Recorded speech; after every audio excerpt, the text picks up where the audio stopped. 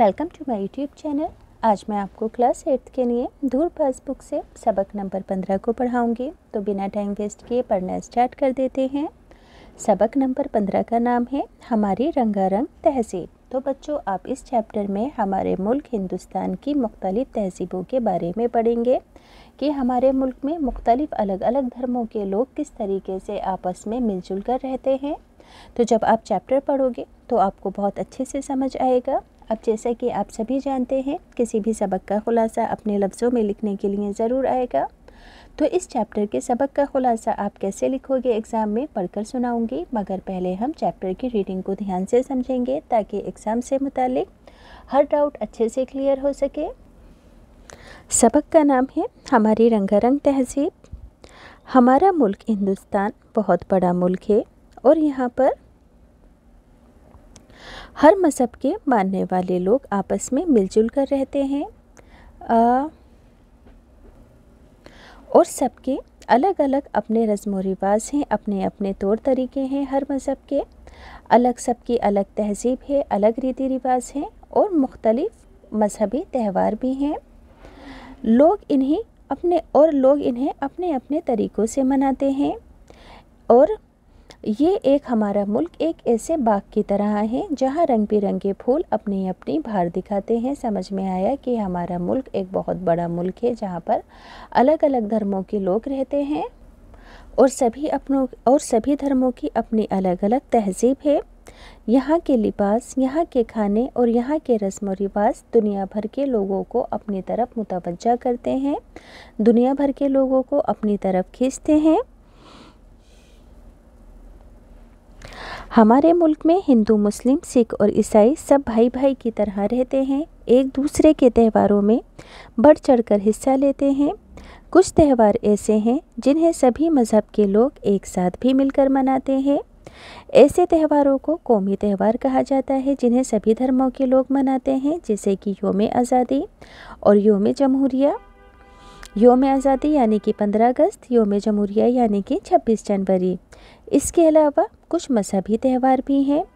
हर मज़हब के मानने वाले अपने अपने तरीके से त्यौहार मनाते हैं, जैसे कि हिंदू मज़हब में दिवाली, दशहरा और होली बहुत अहम त्यौहार हैं। इन्हें ये लोग बड़ी धूमधाम से मनाते हैं।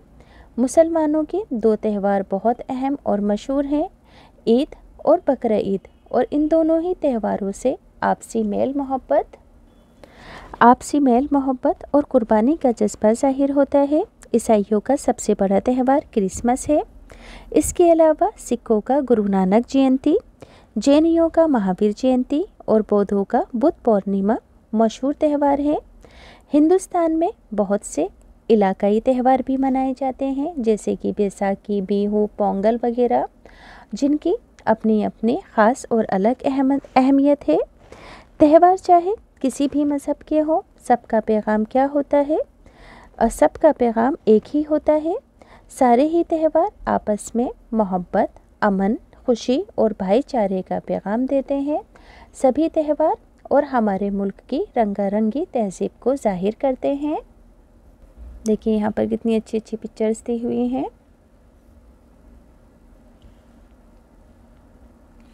अब बच्चों, इस चैप्टर के अल्फाज मायने हैं, एग्ज़ाम में ज़रूर पूछे जाते हैं, तो पढ़कर बता देती हूँ। रंगारंग कहते हैं रंग बिरंगी को, तहज़ीब कहते हैं रहन सहन यानी कि कल्चर को, लिबास कहते हैं पोशाक को, यौम कहते हैं दिन को, यौम आज़ादी यानी कि आज़ादी का दिन 15 अगस्त, जमहूरिया कहते हैं वो मुल्क जहाँ अवाम की हुकूमत हो, यौम जमहूरिया कहते हैं 26 जनवरी को, अहम यानी कि ख़ास, कुर्बानी कहते हैं त्याग को, जज्बा कहते हैं लगन को या जोश को, इलाकाई त्यौहार मतलब वो त्यौहार जो किसी ख़ास इलाके में मनाए जाते हैं, वगैरह कहते हैं बताई हुई चीज़ों के सिवा कुछ और, पैगाम यानी कि संदेशा, अमन कहते हैं सुकून को ज़ाहिर करना यानी कि बयान करना।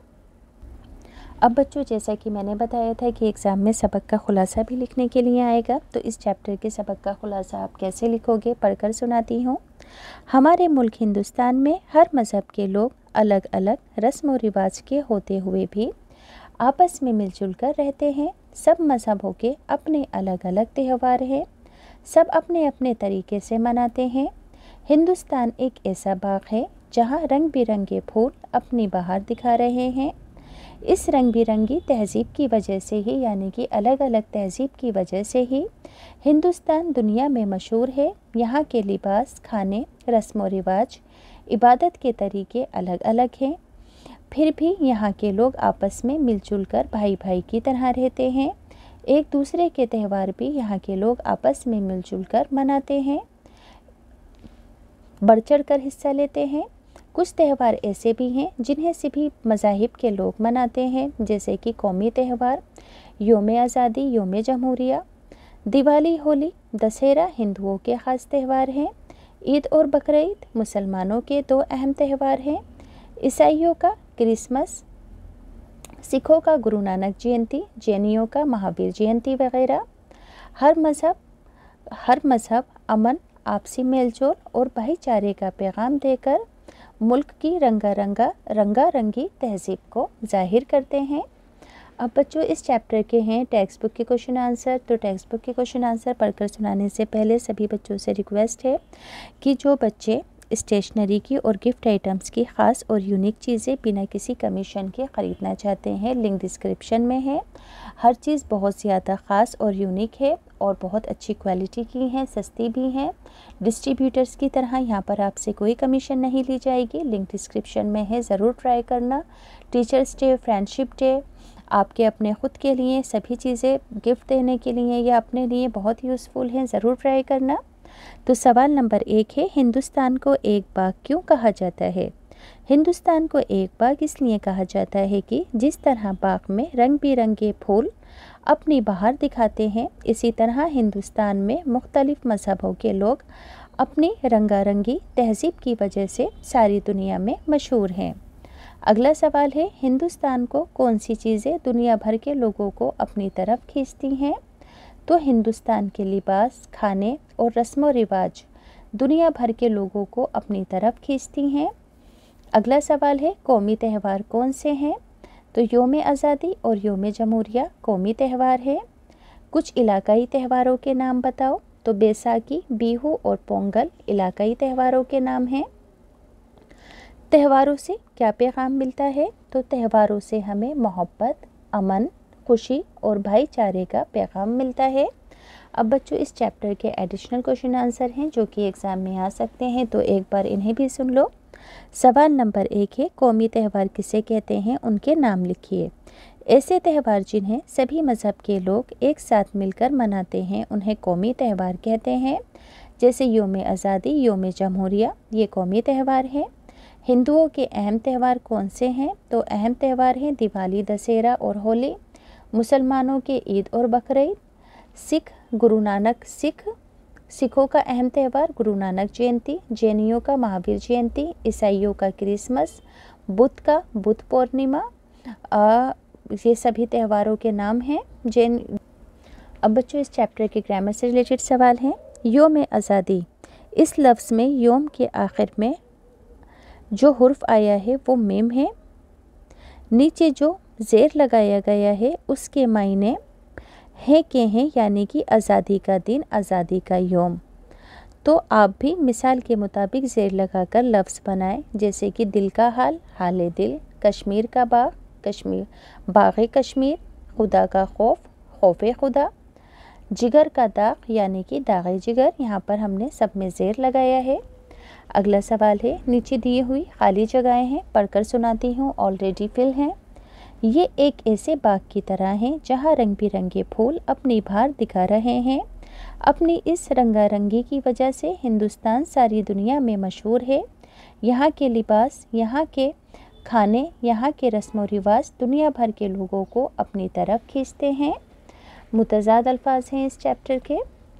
ख़ास का आम, मोहब्बत का नफ़रत, फूल का कांटा, खुशी का गम, बाहर का अंदर, बड़ा का छोटा, आज़ादी का ग़ुलामी। जोड़े मिलाने हैं जो कि मैंने ऑलरेडी सेट करके लिखे हुए हैं, जैसे कि होली हिंदुओं का, ईद मुसलमानों का, बुद्ध पूर्णिमा बुद्ध का, गुरु नानक जयंती सिखों का। इन जुमलों को गौर से पढ़िए। हमारा मुल्क हिंदुस्तान बहुत बड़ा मुल्क है। हर मज़हब के मानने वालों की अलग अलग तहज़ीब है। तो यहाँ जुमलों में मुल्क मुज़क्कर है और दूसरे जुमले में तहज़ीब मुअन्नस है। इसी तरह नीचे दिए हुए लफ्ज़ों से मुज़क्कर और मुअन्नस छाँट कर लिखने हैं। तो बच्चों देखो, मुज़क्कर का मतलब होता है बॉय वाले और मुअन्नस का मतलब होता है गर्ल वाले। तो बच्चों मुज़क्कर में हमेशा अलिफ की आवाज़ आती है और मुअन्नस में आती है ई की आवाज़। ठीक। अब बच्चों जैसे कि कोई भी वर्ड दिया जाएगा, आप उसका सेंटेंस पढ़ना। जैसे कि लिबास चौड़ा है, मैंने क्या बोला, लिबास चौड़ा है, चौड़ी तो नहीं बोला। इसी तरह से खाना स्वादिष्ट है या खाना लजीज है, मैंने ये तो नहीं बोला कि खाने का टेस्ट अच्छा है ना, मैंने का लफ्ज़ का इस्तेमाल किया, इसमें भी अलिफ की आवाज़ आई थी लिबास में। ऐसे ही त्यौहार, क्रिसमस का त्यौहार है ना, ये तो नहीं बोला क्रिसमस की त्यौहार। इसी तरह से फूल का रंग, ये तो नहीं बोला फूल की रंग। तो जिसमें काफ अलिफ का की आवाज़ें आएंगी वो मुज़क्कर में लिखा जाएगा। इसी तरह से दुनिया छोटी है, रस्म बड़ी है, बाहर अच्छी है, खुशी अच्छी है। तो सभी में ई की आवाज़ आई सेंटेंस में, तो इस वजह से इन्हें मुअन्नस में लिखा गया और इसको मुज़क्कर में लिखा गया।